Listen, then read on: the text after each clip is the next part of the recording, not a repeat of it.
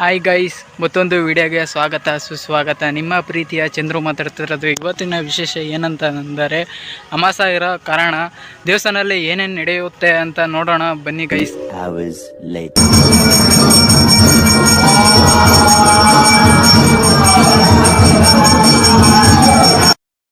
Hey guys, ಇವಾಗ ತಾನೇ ಮನೆಗೆ ಬಂದೆ ದೇವಸ್ಥಾನದಿಂದ. ಸಂಜೆ ಏನೆಲ್ಲ ನಡೆಯುತ್ತದೆ ಅಂತ ತೋರಿಸ್ಕೊಡ್ತೀನಿ ಬನ್ನಿ ಗೈಸ್.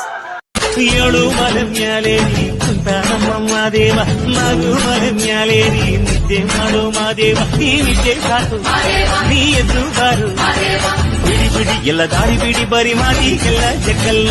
ಹಂಗೆ ಕುಣೀರು ಹಿಂಗೆ ಕುಣೀರು, ನಮ್ಮುಂದು ಮಾದಯ್ಯನು ಹಂಗೆ ಕುಣೀರು, ಎದ್ದು ಕುಣೀರು ಎದ್ದು ಕುಣೀರು.